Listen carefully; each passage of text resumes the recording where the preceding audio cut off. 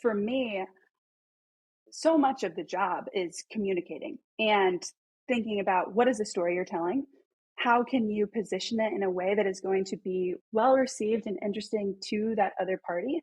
And do you actually believe what you are talking about? Hey everyone, this is Prashant and I'll be your host for the VC10X Podcast. And today we have Kristina Chapple with us. Kristina is a director at 11Tribes Ventures, where they are investing in purpose-driven founders with a special focus on founder wellness.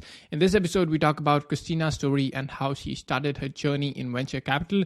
What does founder-friendly investing look like in practice? Leveraging venture partners for value add and deal flow, exciting portfolio companies, advice for folks looking to break into VC, insights into LP fundraising, and lots more. So without wasting any time, let's dive straight in. Hey, Kristina, so good to have you on the VC10X podcast. How are you doing? Hi, Prashant. I'm doing great. It's such a pleasure to be here. Pleasure hosting you. And I read quite a bit about you before hosting you here. And like you have had a short but good venture career, right?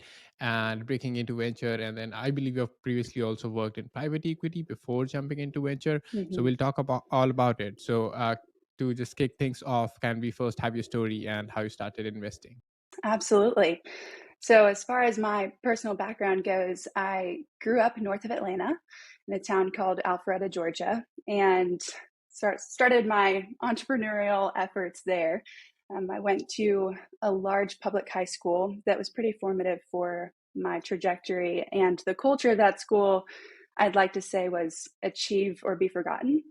And I think early on, I sort of tasted the fragility of life and, that we're not promised tomorrow. I saw a lot of mental health issues at my school and in my county more broadly, students taking their life and dealing with anxiety and depression.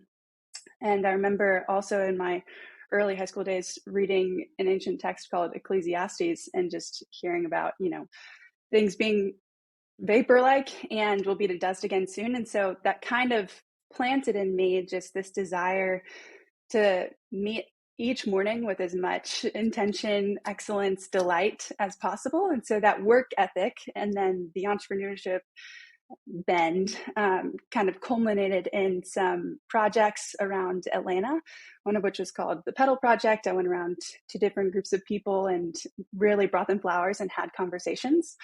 And then my senior year, I was able to start a conversations movement at my school called Whisper to really help equip students to have better conversations with each other, which seems silly, but it's amazing how many conversations can start and end with 5 words of just how are you and I'm good. And so I did see a culture change at my school in high school, and then Whisper has continued on. It's actually in 18 schools across Atlanta today, which is special. And that's kind of how I got launched to UNC Chapel Hill. That door was opened through a scholarship opportunity that covered 4 years and 4 summers. And I got punted into a number of different environments there. I got to teach English in Hong Kong at the height of the extradition bill protests. I was studying abroad in London doing social consulting. When March 13th, 2020, I got the eject button from there. And then, yes, as you mentioned, I was able to spend the summer at a private equity firm in Lexington, Kentucky as a summer analyst. And that was my first real taste into the world of finance. And as much as I enjoyed that summer and that company, I was less interested with their specific investment thesis. I wanted to be earlier stage, closer to people. And really, I wanted to find an environment where I felt like I could show up fully as Kristina, values and work integrated. And when I met the team at 11Tribes, which was just Mark Phillips at the time, and heard about how he thought about investing and why 11Tribes exists, I said, I'm going to move to Chicago, which I had never spent time in before. I didn't have a friend or family member in sight, and it seemed completely natural for me to drive up my car from Atlanta and move there indefinitely and build 11Tribes alongside Mark. Yeah, that's a very interesting story of all the way from private equity to not finding it a fit for yourself and then moving over to venture side, which you believe is more exciting and keeps you more closer to people and the value aspect. And that is something that's also in focus when we talk about 11 tribes. We'll talk more about it. But before we do that, like what's since you've seen 11 tribes right from the beginning, and it was also not just the beginning of 11 tribes, but also beginning of your venture career, right? Hmm. So what was that initial phase like, that experience like of seeing a new firm built while you're also new in this journey? Hmm. So can you give us more insight into that? Absolutely. So when I joined the team, Mark had made his first initial investment, I believe 18 months prior. So he did have fund one raised and closed, which was an $11 million fund. He raised that through COVID and just had stacks and stacks of Zoom meetings. Looking at the venture landscape today, there's so much competition amongst emerging managers. And I think it's elevating the industry as a whole, because for founders especially, I mean, you kind of have to prove, what your unique edges and value add is to be on that cap table. And for Mark, I got to join, and he was thinking about disrupting venture as an industry. So the traditional model of venture is sort of subscribed to this mentality of growth at all costs, and all costs meaning marriages, meaning relationships with your children. Like, here's the check, come back to us when you 10x it, and we're going to squeeze every drop out of you until then. And it's this culture of grinding, hustle, burning out. And the language that Mark was using as for why 11 tribes and how we differentiate was very different than the traditional model or the coastal model of venture. So being aligned with a partner and getting to apprentice him, people say that venture is a relationships industry, an apprenticeship industry. I feel that acutely. It's just Mark and I who are, moving the ball forward on 11 Tribes day in and day out. And to be able to land in an environment that sort of feels like a startup in itself, and then to be around startup founders all day, who are these people who also have to operate with the utmost level of intention, thoughtfulness, excellence in order to achieve what they're setting out to achieve, is really invigorating for me. Yeah, absolutely. And when you talk about Mark's different approach of investing, that how he Mm-hmm. looks at it differently than how maybe traditional venture capitalists look at it, or how it's mostly structured. And you're saying that it's not as cutthroat as other VCs, but like one argument that can be made is like eventually venture capitalists are there in the business to give returns to their LPs, Right, right? right. And like we say that, of course, like it's not good that you should not be pushing your founders to go for that 10x exit, and I agree to that. But that's kind of how the incentives are aligned. Like you win when that happens, Right. right? And if that doesn't happen, then the performance of your fund suffers, right? Right. So how are you balancing these two Mm-hmm. things, that we are not harsh on you, but we are also wanting you to win? How we think about it is this idea of entrepreneurial resilience. And our hypothesis is that if the founder is a healthier individual, then that company is going to be a healthier company, and our portfolio is going to have healthier returns.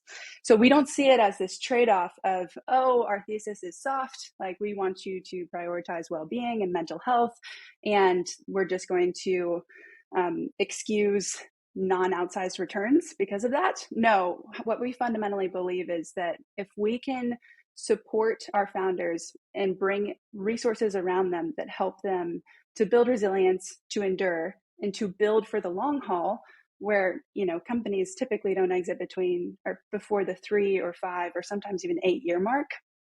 And so how many great businesses fail in the early days, in the first 2 years, because that founder has burned out, or as they've built, they've cratered their personal lives. And we think that if we are seeing founders as whole people, supporting them holistically, and what we look for in a deal is we are assessing that founder. We are playing at the earliest stages. 11 Tribes is investing at the seed stage. And we believe that the most important asset that business has is the founding team.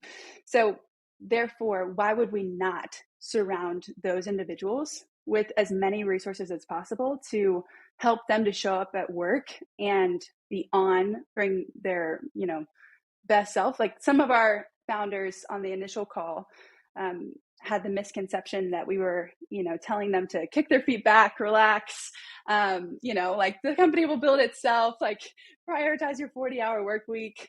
And we're like, no, I think you're getting it wrong. It's, how can we come alongside you and help you think about, what margin do you need to protect in your life, or what sort of rhythms do you need to not compromise on in order to show up fully ready to roll up the sleeves and get after it each day on the job.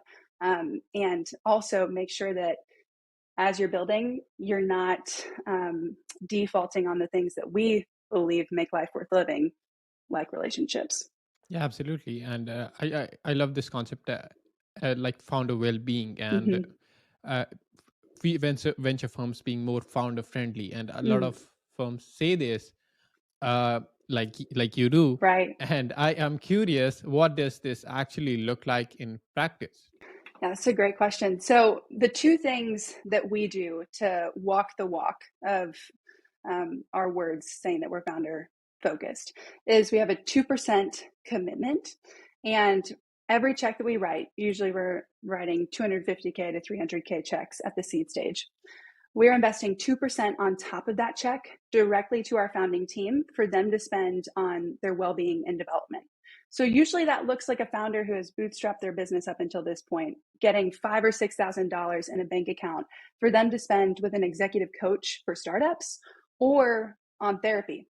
And, to have an investor who is thinking differently, doing things differently, and supporting you, it has resonated so much with our portfolio. And what we've seen too is as our Fund 1 portfolio has matured and are starting to raise follow-on rounds, like 11Tribes get significant allocation in those rounds. And as those founders are thinking about who do we want in the room with us as we continue to grow and evolve, like because we bring a business ops ad, and then we also bring this holistic people first ad, we are being offered a seat at that table still.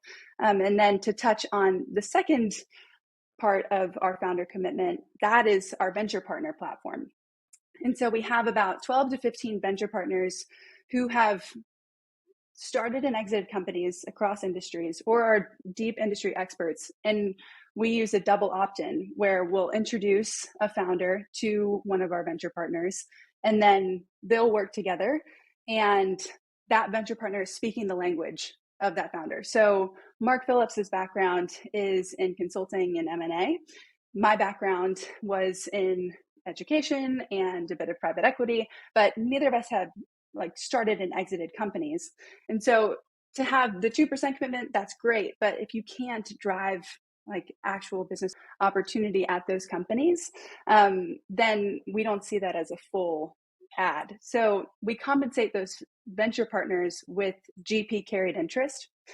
And so between the 2% commitment and then even how we're thinking about where are the returns, we want to assemble as many resources around those founding teams to help grow the pie for everybody who's touching 11Tribes, LPs, founders, venture partners, etc. Yeah, that's definitely a very exciting model. And I saw on your website that I believe there are about 12 venture partners. Correct me if I'm wrong here. But that's a very interesting model. And I believe you said there are only two people full-time working on 11Tribes. That's the GP and yourself. Is that correct? Yes. We also have a part-time partner who has some experience at a family office, and he's on our investment committee. But as far as the people who are waking up and, moving the torch forward, that's Mark and I currently. Yeah, that's very interesting. So basically you have this model wherein you're bringing in this subject matter experts, yes, or sectoral experts as venture partners, and they help your portfolio companies succeed in a way.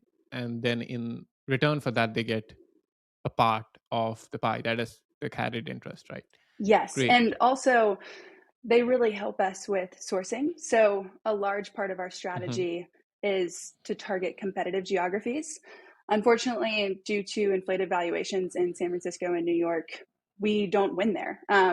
So we index on areas like Chattanooga, like Cincinnati, Charleston, and our venture partners are sort of the boots on the ground in those environments, and they know the people who are building and maybe not even publicly raising.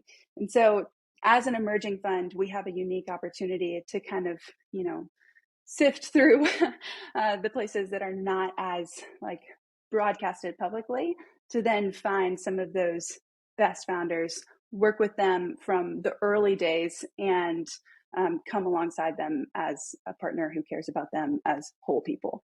Yeah, that's great. And let's talk about 11 Tribes investment thesis. So I love this approach of the founder friendly mindset and Mm-hmm. having everything in place so that founders are taken care of and even supporting the founders. But what's the investment thesis like? What are the sectors that you're majorly focused on? And what kind of companies do you like to back? Mm-hmm. Yeah, so we have a three-part thesis, one of which is our geography focus. So we are based in Chicago, Illinois, and we lean into our Midwest roots. So we are looking for companies in Indianapolis, in Kansas City. We are also looking in the Southeast, ecosystems like Tampa. And we find that we are able to stay disciplined to our valuation caps in those ecosystems and drive a lot of value for those founders who maybe are less familiar with prepping for subsequent rounds, like to raise them.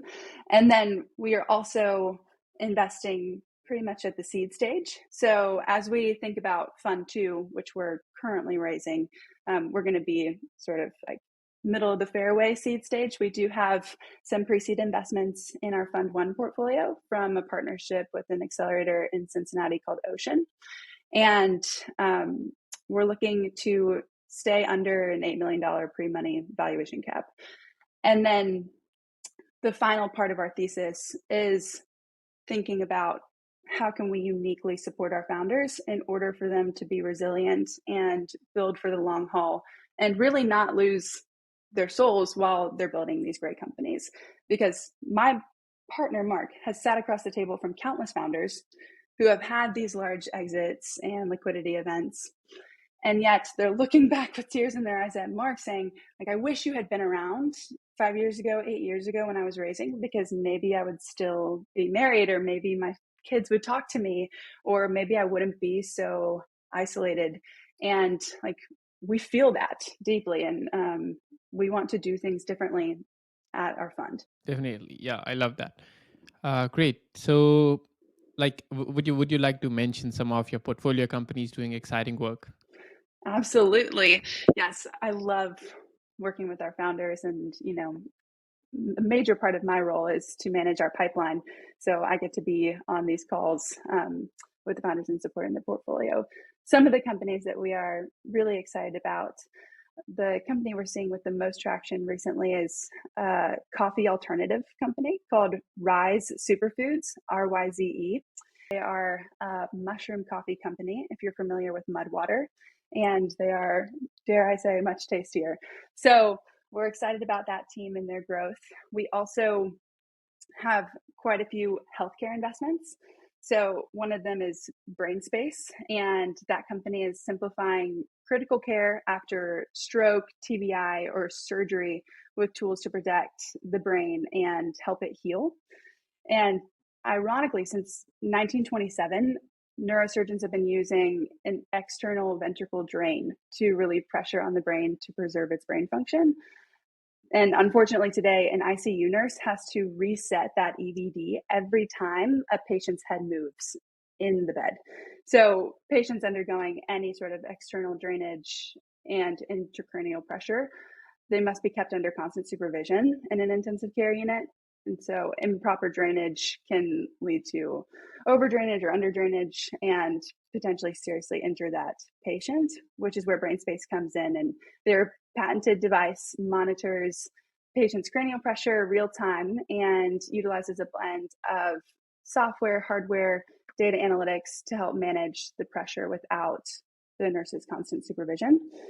And then another one of our companies recently underwent a name change from Get Together to Scheduler AI, and they're building the fastest, easiest way to schedule by embedding AI directly into messaging platforms like texting, Slack, and they just got onto email. So we're excited about that team as well. Great. Yeah, those are some amazing companies doing amazing work.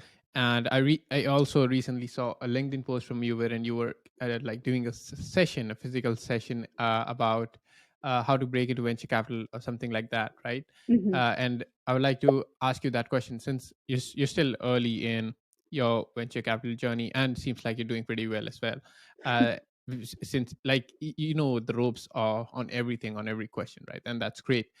So, what would be your advice for maybe an aspiring VC who want to break into venture capital and start investing? And also, if you could also share a perspective on what are the misconceptions that people have while looking at venture capital from the outside, and that get broken down when you get inside, right? Mm, So, something that people don't expect, but that's how it is, right? right. So, would love to have your views on that. Right. Yeah. So the post that you recently saw was me teaching 3 classes at UNC Chapel Hill, my alma mater. And I came back to campus to sort of give students a Venture 101 overlook. And there are actually a ton of VC 101 resources out there recently. One of my friends, Meagan Loyst, she is CEO of Gen Z VCs. She just hosted a Maven course, shattered a bunch of Maven records, and produced such great content that has completely lifted the veil on venture. And I'm wondering, I believe she's going to share them publicly.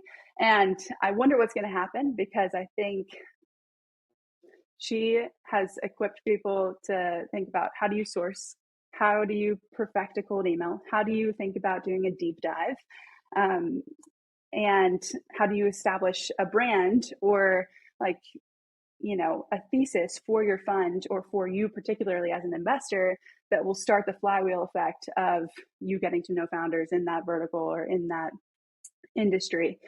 So my thoughts on breaking into venture go back to my thoughts on how to set yourself up well for life, period. And that is to think about the people that you are recruiting onto your life team. And at UNC, I had so many people come alongside me to mentor and coach me and help me think about how I should be approaching each unique season of my life. And I've maintained those relationships. I have fed those, cultivated those over time, like brought them along for the journey.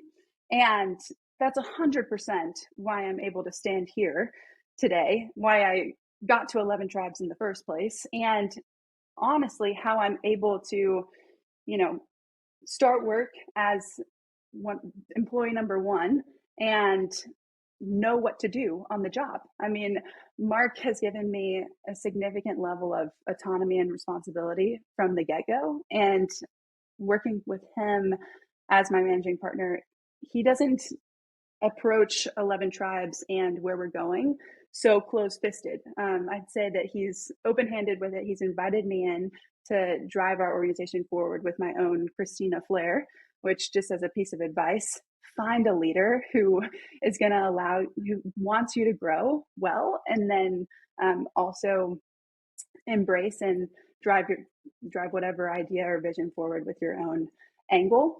But the life team, like, I would be nowhere without them. And what I've gotten to engage with recently, and this is has been a surprise to me, is that I've been fundraising for Fund 2. And so I've been, building out our top of the funnel with LPs, and then also moving people down and sending sub docs.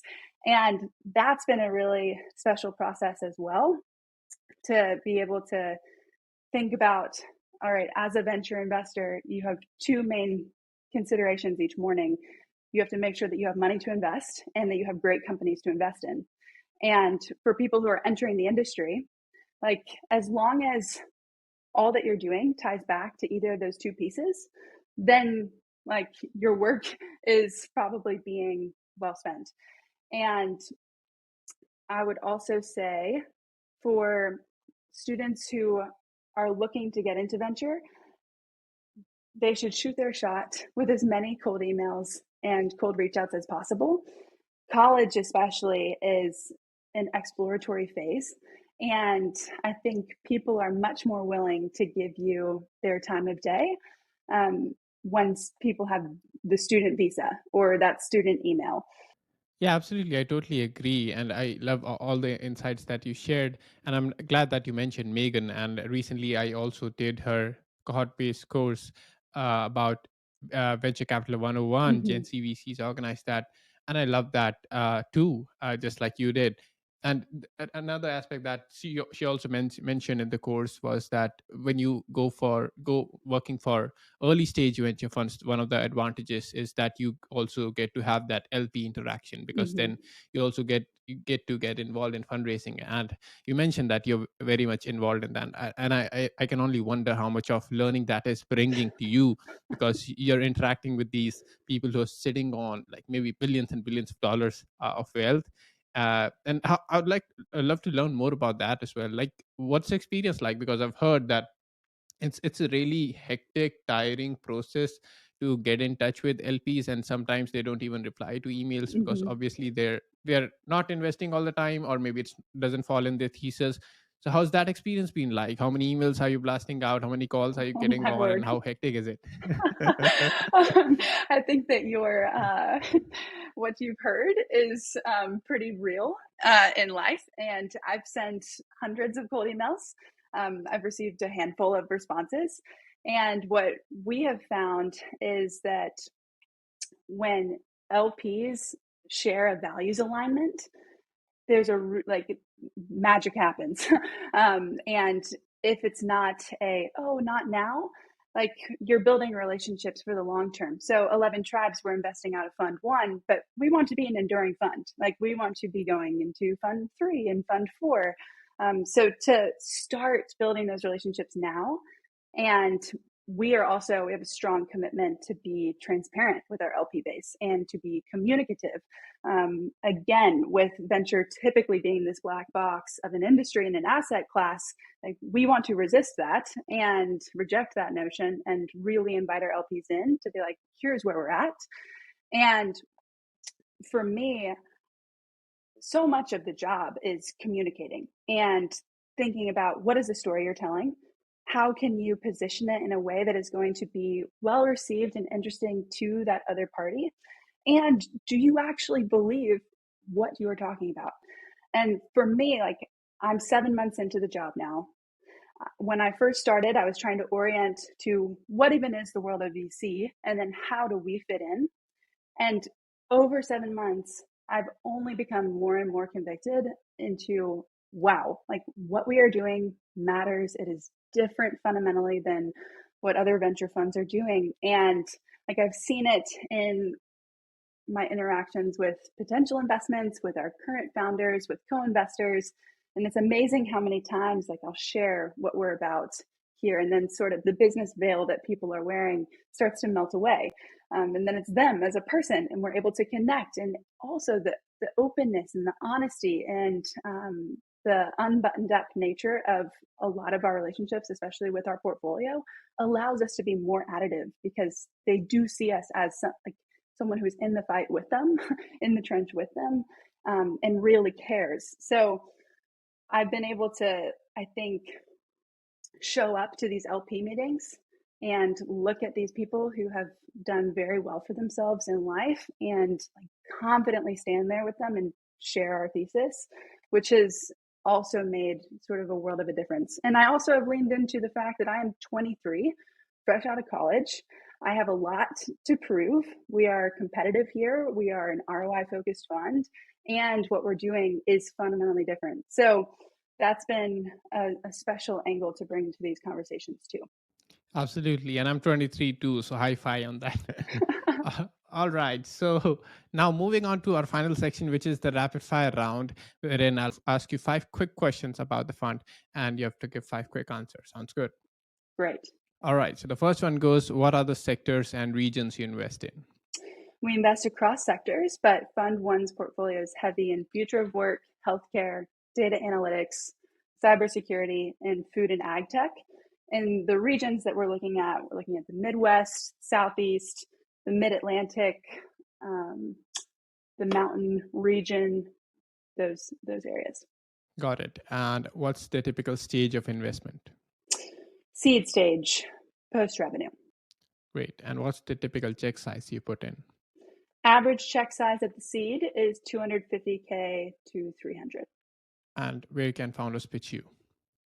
We have an application form on our website, and also my LinkedIn DMs are very much open. Yeah, and the last one is, where can our listeners follow you? Listeners can follow us on LinkedIn and Twitter, and word on the street is there might be a podcast coming from 11Tribes here in the next couple months, so listeners can keep an eye out for that. Absolutely. Thank you so much for sharing all that information. I'll make sure to put all those links in the show notes below, and also mention the portfolio companies you mentioned on the podcast. Thank you so much for coming on, Kristina. I love how well you're doing in the industry, being so early as you are, doing so good. Thank you so much for making time for this, and happy investing. Thank you. Thank you for having me on, Prashant. I've really enjoyed this morning. Pleasure hosting you.